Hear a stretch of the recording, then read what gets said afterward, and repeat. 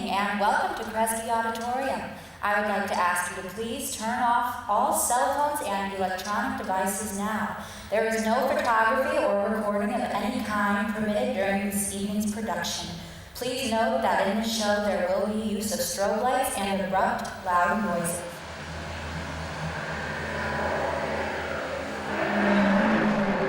As it is our privilege and tradition here at Olivet, we will begin with prayer. Dear Lord, thank you for bringing each person here today. Thank you for the gift of theater and storytelling. I pray that you be with the actors, crew, and audience as we enjoy this experience together. We love you, Lord. Amen. Without further ado, sit back and enjoy ONU Green Room's production of All My Sons.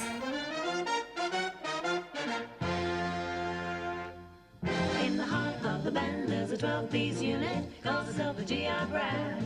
3 bones, 4 drums, 5 saxophones, an organ they play fast. They're blowing up a storm when they perform. They're the hottest thing in military uniform.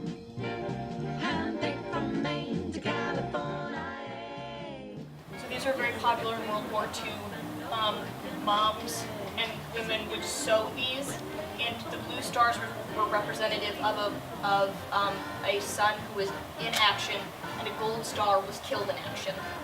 And so Helen had the idea of putting some windows up along the backside, which is something that Cohagen said. And if we can make those and have 20. I'm the director, so you know, I have been putting most things together, you know, getting the team together, the creative team together, getting the cast together, directing the staging of the production, and also, you know, getting all the behind-the-scenes things together for it. So Kelsey Davis is my assistant director, and she's fabulous. And then Grace Higgins and Abriella Caravate, they are both my co-stage managers. So they have been working on that, taking different aspects of the stage managing position and running with them. And then Emily Curtis is my dramaturg for the production. I became assistant director after audition. So I originally auditioned for the show, and I really wanted the role of Anne. But so Beck was cast as Anne, and she's doing a great job. And then after that, Helen emailed me and asked me if I wanted the position of assistant director, and I said yes, and I was very excited, and here we are. In All My Sons, I am the dramaturg, which means I do the historical advising. I make sure costumes, set, props are all within the historical era within 1947, and then I answer any questions that the cast or the crew or the directive team has about the time period. At Olivet, my freshman year, I auditioned for West Side Story, and I was cast in that as a shark girl, shark dancer, sharkette, and I've been involved ever since. Working with Helen it's really good because she's very focused and she knows what she wants, and she has a vision for the show. So she's always very clear on what she wants, and it's easy to figure out like what's going on because she's just good at communicating her ideas. And she also just has a lot of theater experience, so she knows what looks good and what's going to work. And even when we do something that maybe doesn't work so well, she knows that it doesn't look good, which is also important. I saw it for the first time last year, and I was really just captivated by such truth on the stage. I had never really been to see a straight show that really drew me in like this, and I think it was just, you know, the truth and the familial aspects of it that really drew me in. I saw a production of All My Sons, this goes back now, probably 14 years ago, and I decided I wanted to do it as the main stage play, and it was done here, I think it's over 10 years now. And then there was another production done of it just this past year, and I remember an intermission, I texted Mackenzie Mahaffey and Helen Berdabas and said, you guys go get tickets right now. You need to come see this play. It was at the Court Theater in Chicago, and Prof. C was going to go, and he sort of mentioned it to some students that you guys should see this. It's a really powerful piece, and we thought it'd be a fun time to go, and it was more than a fun time. It was an emotional time, but it was great. It was really fun. And I just immediately fell in love with it. I loved the humanity of it, and you can just feel like you're peering in on this family and watching them in their own backyard, where there's so many secrets and there's so many different memories that are floating around this backyard, and it's just such an intimate show. We had 2 nights of auditions and then a night of callbacks. My responsibility is to play the character of Chris Keller, who is the son of the family that the play revolves around. My responsibility for All My Sons is I am playing Ann Deaver. Yeah. Uno más. My responsibility for All My Sons is to play Ann Deaver. I play Joe Keller, who's kind of the father figure of the Keller family. Not kind of like the father figure, he is the father figure.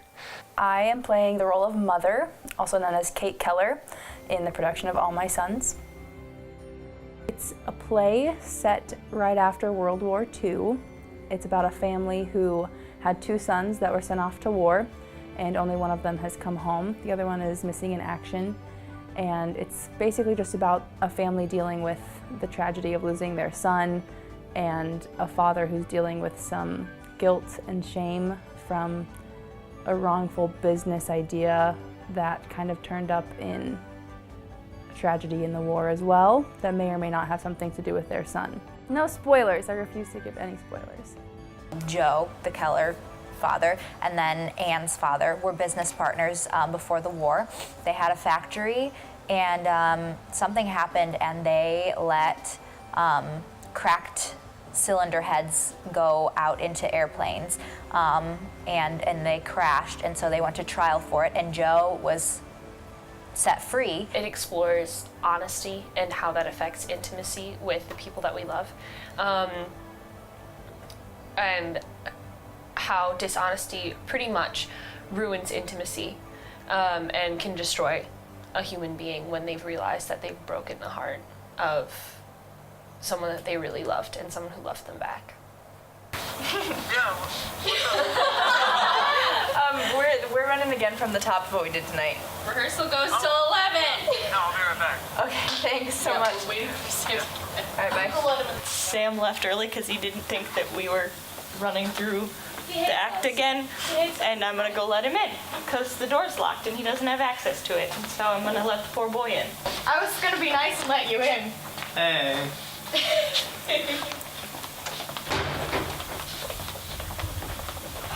Samantha's there. Hey. Hey. Nice to meet you. I'm garbage.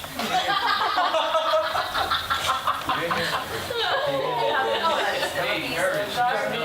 Thanks for checking in. No cameras. Yeah.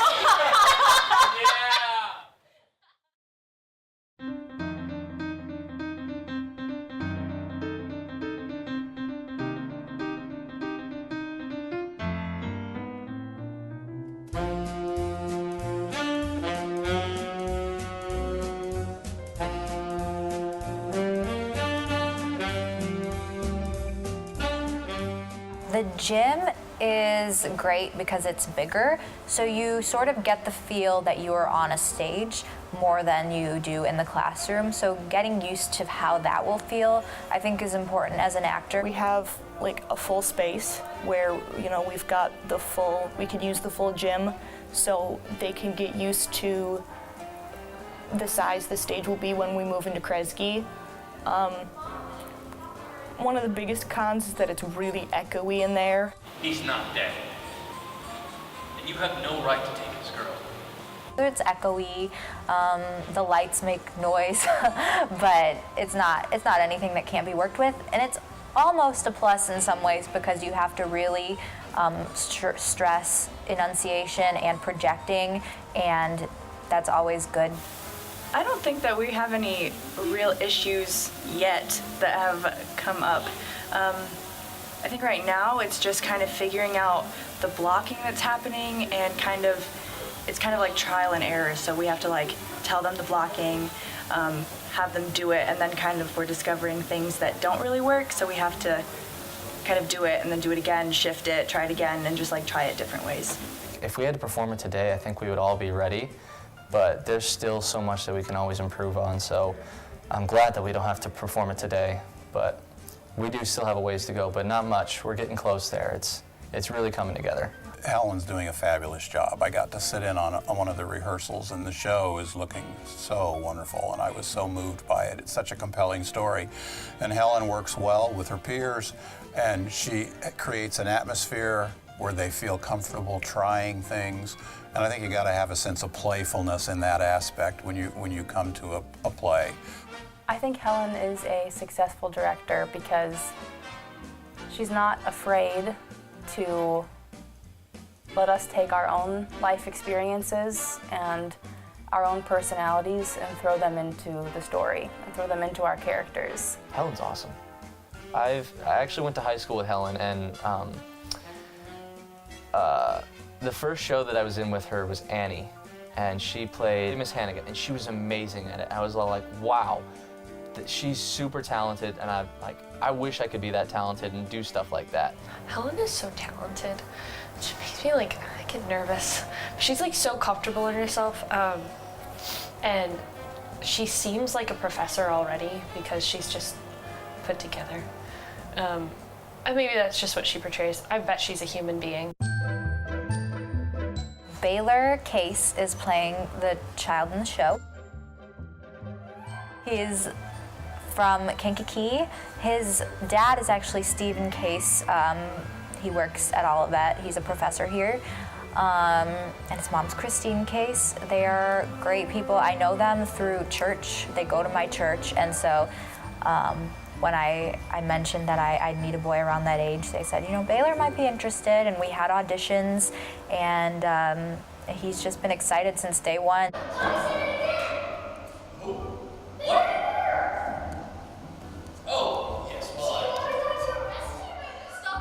He's always been intrigued by the show and by the process, and he always has a lot of energy to bring, and he's really enjoyed getting to know the cast.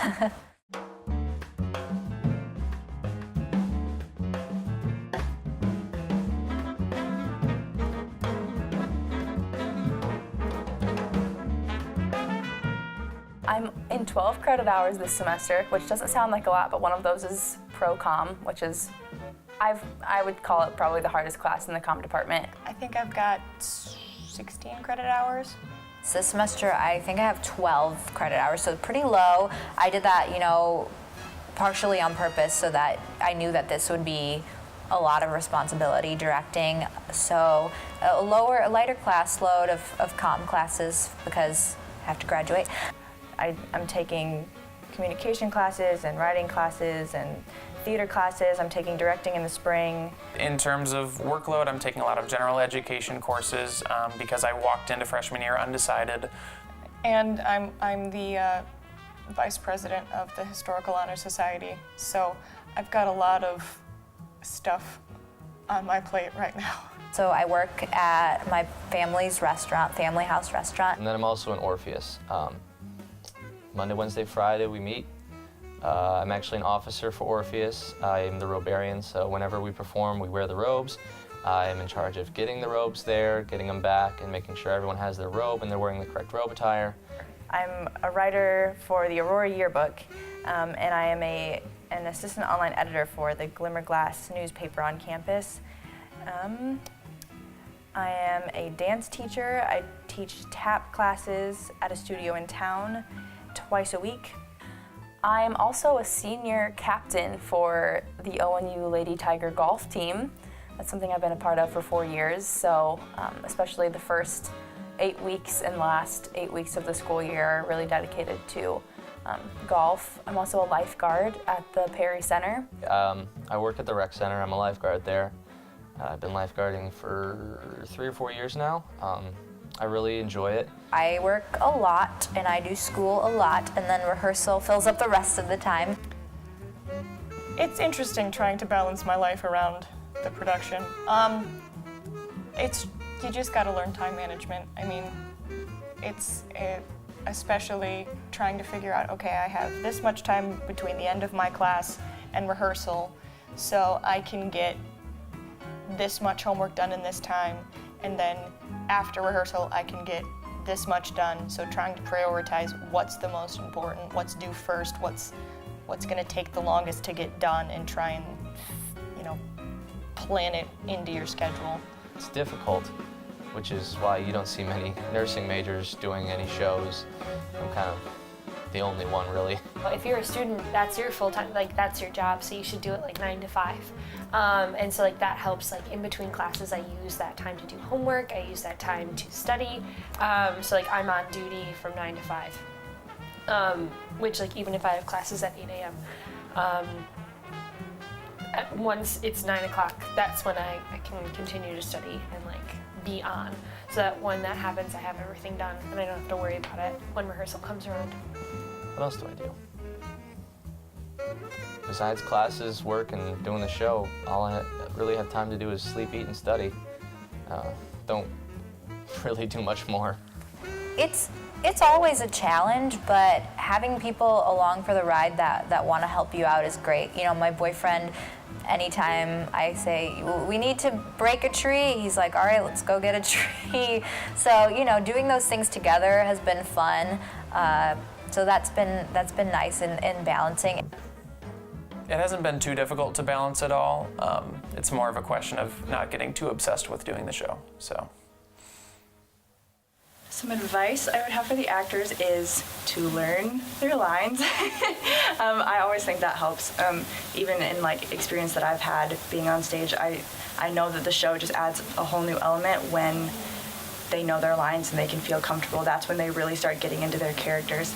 So at this point, just knowing the script forward and backwards and really making the characters personal to them instead of just, coming every night and kind of creating the same thing, but really getting to know their character and getting to know their own thoughts and mannerisms and characteristics that makes them unique. Gosh, we were supposed to be off book a week or two ago. So about a week and a half to 2.5 weeks probably. But yeah, it's tough. I have been off book for 3 weeks now. Again, I don't have a very big role. We were supposed to be off book this week or last week. I don't remember. I think last week. But I've been off book the week before that. Again, I don't have the biggest role in the show, so it was easier for me to pick up on my lines, but yeah. I wouldn't say that I was the first to have a script out of their hand, but I tried to do an hour outside of rehearsal. In the first, I don't spend that much time on it anymore because all of us are memorized by now, hopefully. We try, but it was probably about an hour a day in the initial couple weeks of the show. And not just for the sake of memorization, just to understand all the characters and all of their motivations and how that works into the show as a whole. Just comes with time, so. Before practice today, we were asked by Helen a couple days ago to bring in an item that could serve as a sort of just a reminder piece for our character.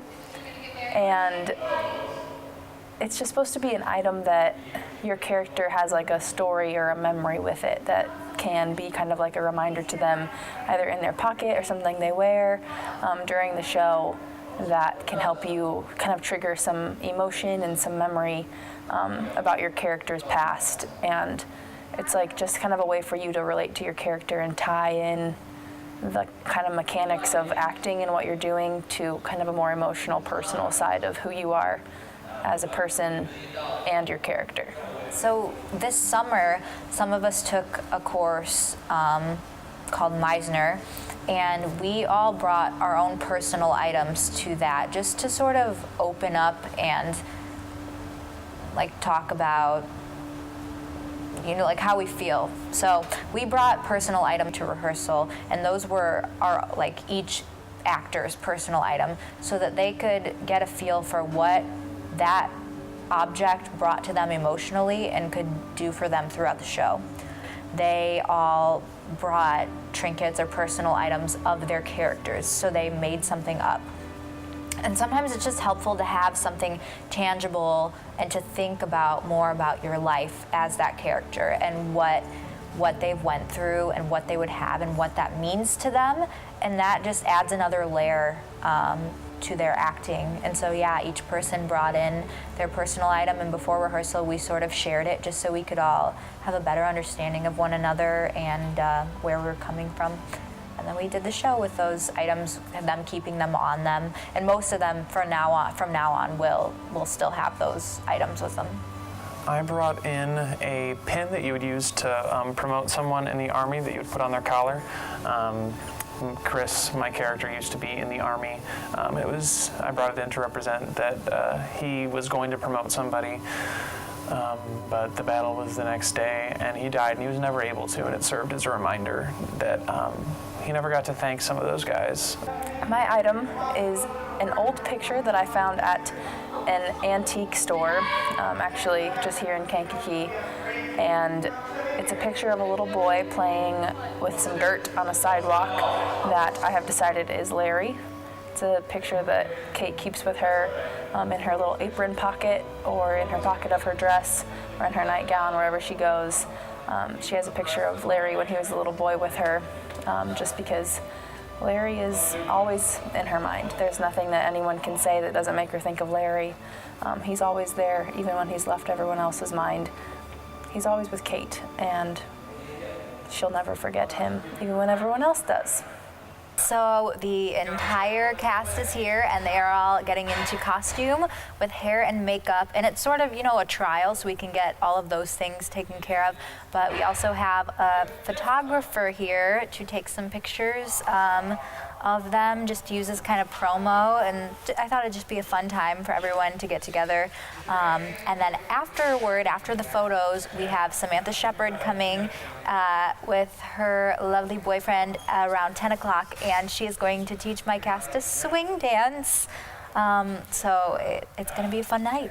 I kind of pull her out, okay, good pose position right here. Okay, and then you pull her back in, and you high five in the middle. Push her back out. Same direction. Doing it wrong.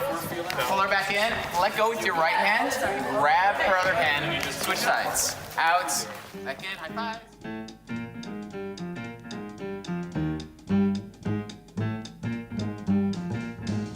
Cocktails, coattails, lace bells, French nails, hot swing, gin sling, weekend fling, no wedding ring. Girls gonna have a good time, gonna hit Manhattan. Your hit is my hit, it's our hit, we'll sit together. Your song is my song, it's our song, getting hit together. We're going out to have a swell night, gonna hit Manhattan.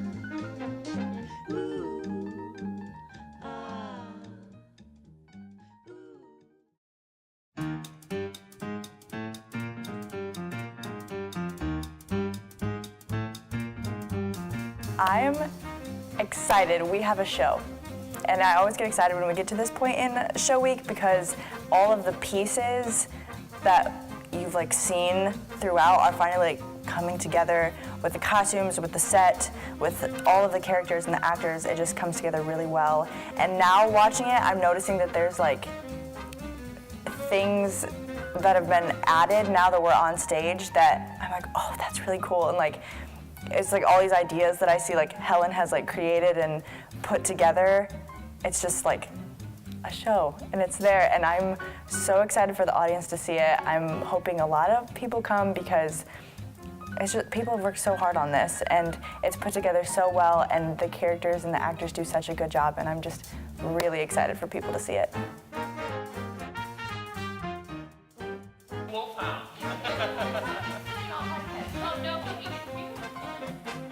Tonight has gone a lot better than the past two nights. It just keeps getting better. Obviously with Tech Week, it's rough the first night, and then it just gets a little easier.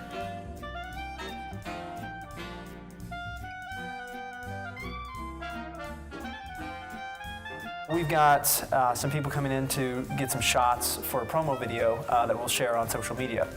So very exciting stuff. It always turns out really well. Always gives a nice little teaser as to what people can expect to see from the show.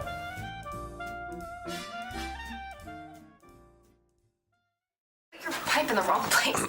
It's marked. It's marked says pipe. Is it really? Yes, it is. That's stupid. So I actually was not on stage, but I was off stage watching because it's a really good scene. And there's this really expensive newspaper that's only made for the show that Helen got. And it was on the table where they also had this grape juice that was sitting there.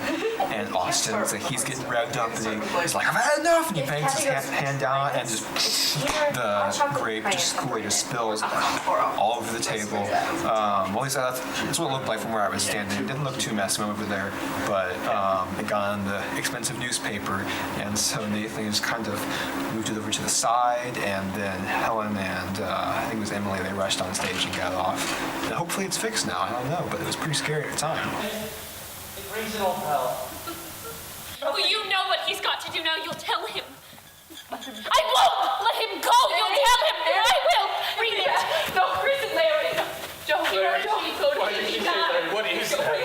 Please, please don't. No, Chris. My dear Anne, are you listening? He wrote this the day that he died. How could he have done that? Don't listen. Cry.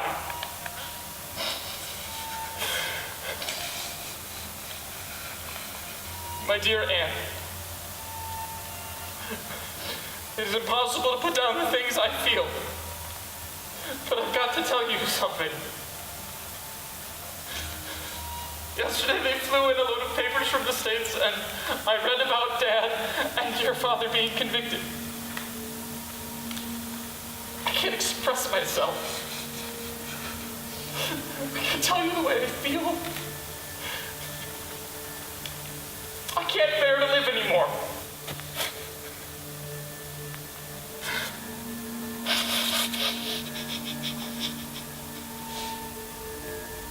I'm taking him. It's up to you. If you tell him to stay, he'll stay. You just go and tell him. Are you trying to kill him? How long will he live? I thought that you read that letter. The war is over. Didn't you hear? It's over. Well, then what was Larry to you? A stone that fell in the water? It is not enough for him to be sorry. Larry didn't kill himself to make you again sorry. What more can we be? You could be better. Because once and for all, now you know that there is a universe of people outside, and we are responsible to it. And unless you understand that, you threw away your son. Because that's why he died. It was really good, very powerful, very moving. I could tell that each person put 110% to the characters that they developed, and there's just so much emotion, and I could feel the pain that each character went through as we progressed through the story, and it was just overall very impressive. My favorite part was probably, it sounds really weird, but when they were yelling at each other, just because none of them broke character once, which is really hard to do in those scenes because it's so awkward to be screaming at people that you know. So that was really cool that they were all able to stay in character and really show their emotions through that. It was really, really good. The ending blew me away, if I might use that term. It also made me feel a lot of emotions and almost made me cry. My favorite part about it was the humanity. I mean, the dad literally used the word "see it human" in the first act, and the essence of trying to fill the void of loss and then breaking things further because of that is easily seen in this. I actually really hated it. It made me really emotional. I had to hold Amanda's hand through half of it. good. Like, the characters were great. It went really well. I think our best performance was probably today at 2. The audience was really great. And just everyone I've talked to so far has really, they've come out of it saying really, really good things. What is left to do tonight? We have a strike list. So we are going to be pulling down the entire porch. We're going to be pulling down all the risers, all the seats, taking down all the pieces of the basement and putting them away until they need them for another show. Just kind of sad. GI brass, they play it fast in the heart of the band. There's a 12-piece unit, calls itself the GI brass. 3 bones, 4 trumpets, 5 saxophones, and oh, can they play fast. They're blowing off the storm whenever they perform.